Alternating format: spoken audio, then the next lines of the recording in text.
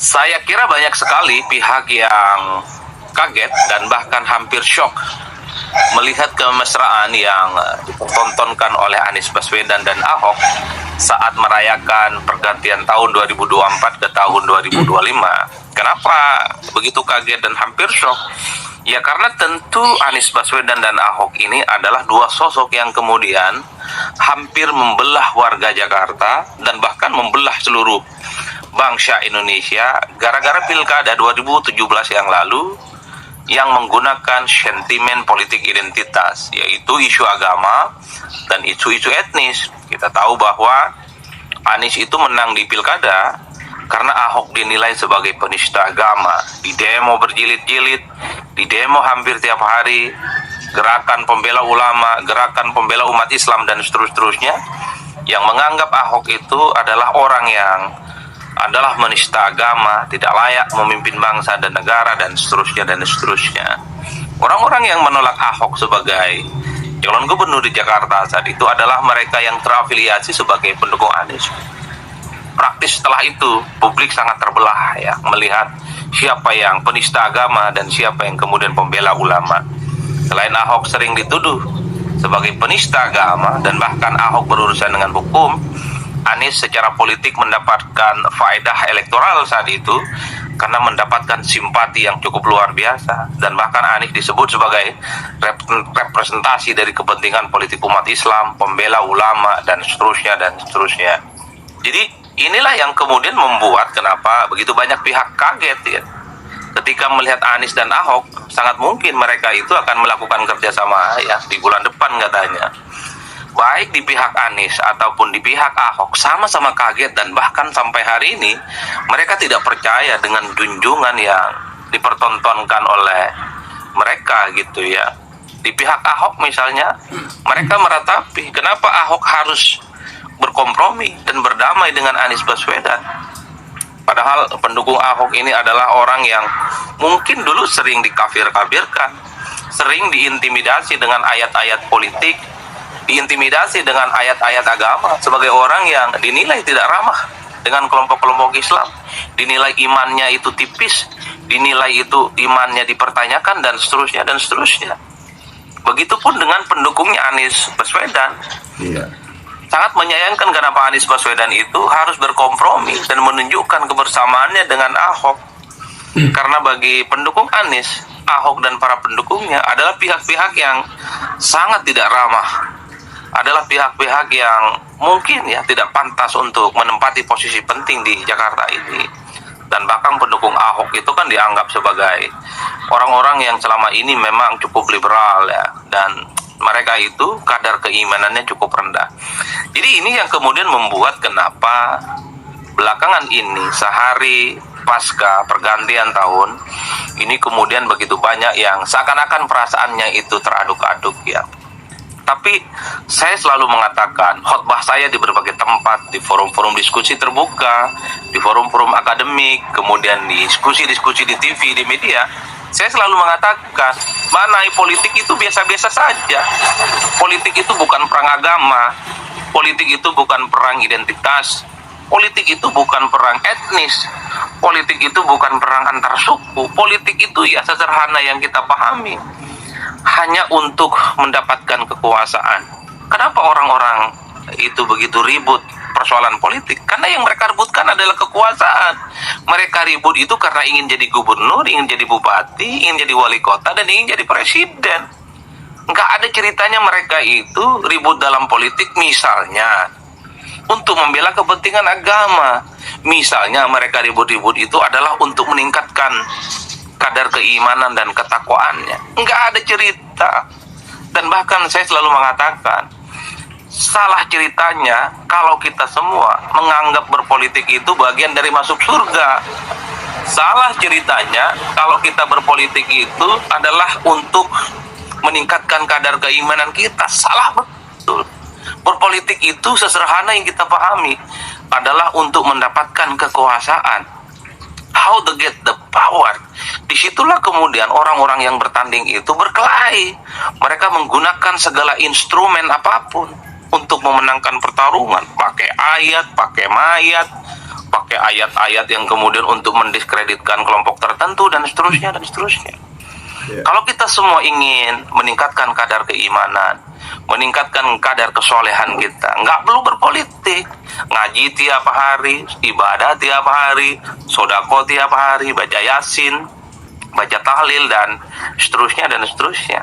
Kaget kan ketika Ahok dan Anies kemudian mempertontonkan kemesraan, dan mereka katanya bulan depan akan memberikan kejutan kepada kita semua, khususnya orang-orang Jakarta.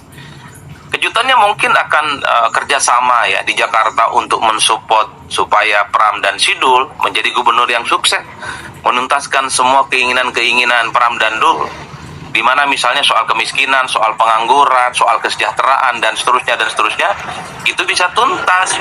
Saya menduga ke arah situ. Mungkin Anies dan Ahok itu akan jadi dewan pembina, dewan pengarah untuk kepentingan Pram dan Sidul ya, supaya persoalan-persoalan Jakarta itu bisa diatasi. Mengingat sosok dua orang ini, Anies dan Ahok, adalah mantan gubernur yang dinilai punya success story, tentu dengan indeks ukuran masing-masing. Jadi itu yang kemudian membuat saya selalu mengatakan, kaget kan? Makanya berpolitik itu jangan masuk ke hati. Politik itu nggak perlu bawa-bawa iman, nggak perlu bawa ayat-ayat Al-Quran. Politik itu soal menguntungkan atau tidak, itu yang saya kira menjadi prinsip. Tapi banyak pihak yang kemudian, termasuk saya, itu meraba-raba apa sih sebenarnya argumen yang kemudian mempertemukan antara Anies dan Ahok ya. Ini tentu karena faktor Jokowi, kalau mau jujur ya. Kenapa faktor Jokowi? Ya suka tidak suka, Anies dan Ahok sampai hari ini adalah punya posisi politik yang berseberangan secara diametral dengan Jokowi. Terutama dalam konteks Pilpres 2024 ya. Ahok itu adalah pihak yang kalah dengan mendukung Ganjar Pranowo, dan Anies adalah pihak yang kalah dan dengan kubu perubahan saat itu kalah Pilpres dengan jagoan Jokowi yang mendukung Prabowo dan Gibran. Jadi yang mempertemukan kepentingan politik antara Anies dan Ahok, bagi saya itu karena faktor Jokowi. Sepertinya Anies dan Ahok kenapa berkongsi secara politik?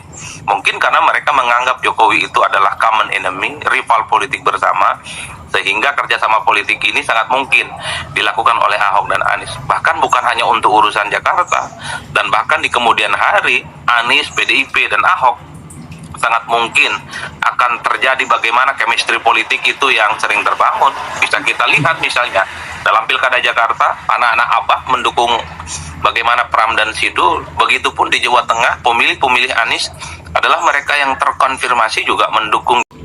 Oke, baik teman-teman, kembali lagi di channel GR 2045. Salam inspirasi, salam NKRI harga mati. Nah, tentunya teman-teman juga sudah mendengarkan sedikit penjelasan dari saudara kita Pritno mengenai hubungan antara Ahok dan Anies Baswedan, yang kita ketahui bahwasannya mereka adalah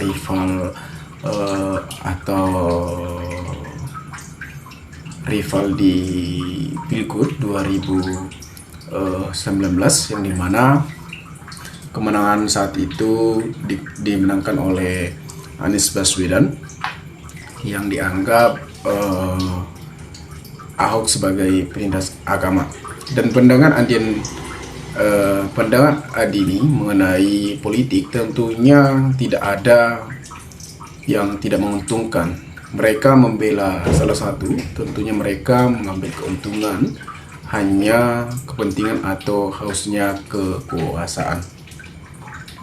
Jadi kita sebagai masyarakat pun tentunya jangan heran lagi ketika kita terjun ke ranah politik. Kita harus pintar, harus bisa menganalisis apa yang ingin mereka. Tentunya kalau kita lihat bergabungnya atau kemesraan dari Ahok dan Anies Baswedan ini, pandangan dari Pritno ini, karena mereka sama-sama kalah pada Pilpres di 2024, yang dimana Ahok mendukung Ganjar Pranowo dalam Pilpres di 2024, sedangkan Anies Baswedan pun kalah pada saat itu dari kubu perubahan. Ini adalah satu faktor untuk melawan Joko Widodo, yang dimana Joko Widodo pun salah satu kader partai PDP pada saat itu, dan Ahok pun adalah salah satu kader partai PDP, yang dimana Jokowi meninggalkan partai yang membesarkan namanya. Ya, itulah ranah politik yang dimana adanya kepentingan, adanya keuntungan, yang dimana kita bisa lihat secara langsung bahwasanya Jokowi mengambil keuntungan sehingga dia juga meninggalkan partai PDP yang telah membesarkan namanya. Ya, itulah ranah politik, teman-teman. Saya setuju dengan pandangan dari Retno ini mengenai hubungan antara Ahok dan Anies Baswedan. Karena mereka juga tentunya adalah seorang pembina atau pemimpin di DKI Jakarta. Walaupun saat itu mereka sangat perang besar-besaran, yang dimana Ahok dianggap sebagai penindasan agama, dan pada saat itu dimenangkan oleh Anies Baswedan yang dianggap sebagai politik dinasti atau yang disebut politik identitas. Tentunya inilah kalau kita lihat kemesraan mereka telah bergabung, dan apakah mereka ingin hanya sekedar kolaborasi atau mereka adalah salah satu ingin mengambil keuntungan, ya itu terserah mereka. Tetapi kita bisa melihat bahwasanya Ahok pun memiliki power, Anies pun memiliki power dalam ranah dunia politik. Nah, teman-teman, kita membacakan sedikit komentar dari saudara-saudara kita. Baru tahu Mas Andi ada channel YouTube, pengamat politik yang pintar, lugas, dan tidak memihak. Paling asik mendengarkan pernyataan Mas Adi. Bisa jadi pintar, kita dibuat. Semoga sukses channelnya. Ya, tentunya Adi Pritno ini adalah seorang pengamat politik yang kita bisa melihat bahwasanya dia tidak memihak ke salah satu pihak, tetapi dia sebagai pengamat politik yang cerdas dan sangat bisa dikagumi. Saya juga mengagumi beliau ini karena beliau ini sangat cerdas dalam berpikir dan memberikan pandangan-pandangan. Luar biasa Pak Andi. Andai kita semua berpikir seperti ini, betapa indah dan mesranya berbangsa dan bertanah air Indonesia. Aku bangga. Terima kasih banyak dan Tuhan memberkati. Pekanbaru Riau hadir. Saya ngepes berat, semoga Mas Andian. Anda adalah pengamat politik muda yang cerdas. Nah, saya salut kecerdasan dan luasnya wawasan Bang Adi. Sehat selalu Bang. Kalau mengenai Mulyono ini kerap diperbincangkan di media sosial. Kenapa sering diperbincangkan di media sosial? Karena ranah politik dia di tahun 2024, walaupun dia seorang mantan presiden, tentunya pada saat itu memang dia sangat membuat kekacauan dalam demokrasi ini, yang dimana dia sangat terang-terangan untuk mengambil kepentingan dia sendiri, seperti pencalonan anaknya yang diloloskan melalui Mahkamah Konstitusi atau melalui perannya Paman Anwar Usman sebagai Ketua Mahkamah Konstitusi pada saat itu. Ya, seperti apa yang dikatakan oleh Adi Pritno ini, bahwasanya dalam era politik tentunya ada keuntungan, ada kerugian. Mereka pun membela salah satu, tentunya mereka mengambil keuntungan untuk kepentingan pribadi. Nah, bisa kita lihat bahwasanya Adi Pritno ini sangat luas pemahamannya. Mas Adi Prai, andalanku pokoknya. Paling senang Mas Andi kalau ngomong. Sukses selalu channelnya Mas Andi. Aku like pokoknya. Nah, betul, saya setuju. Analisis Mas Andi Pritno, politik praktis hanya digunakan untuk kepentingan kekuasaan dan ambisi pribadi dari sisi politikus tersebut. Ujung-ujungnya rakyat yang jadi korbannya. Nah, seperti apa yang dikatakan oleh Adi Pritno ini, tentunya mereka masuk ke dalam dunia politik, adanya kepentingan kekuasaan, mereka memiliki ambisi kepribadian. Tentunya mereka juga membela seperti yang dikatakan oleh Andi Pritno ini, mereka di ranah politik tidak ada pembahasan agama, tentunya mereka hanya mengambil keuntungan atau ingin mengejar jabatan. Kalau misalnya ingin masuk surga, ya tentunya membaca Al-Quran, membaca segala firman-firman, ya mereka bisa masuk surga. Tetapi kalau misalnya masuk ke ranah dunia politik, ya mereka tentunya mengambil keuntungan atau kepentingan-kepentingan pribadi. Setuju Bang Andi, politik ini hanya sebatas omong-omong, menguntungkan atau tidak. Itu hanya kebanyakan dipertontonkan para aktor politik di negeri ini. Sok jangan ikut terbelah, jangan ikut baper. Jadi pun kita sebagai masyarakat tentunya kita harus memahami apapun yang terjadi saat ini. Nah teman-teman, mungkin sekian video ini. Jika ada pertanyaan atau tanggapan dari teman-teman, maka cantumkanlah di kolom komentar agar kita bisa saling tukar pikiran satu antara lain. Salam inspirasi, salam NKRI, GR 2045 melaporkan.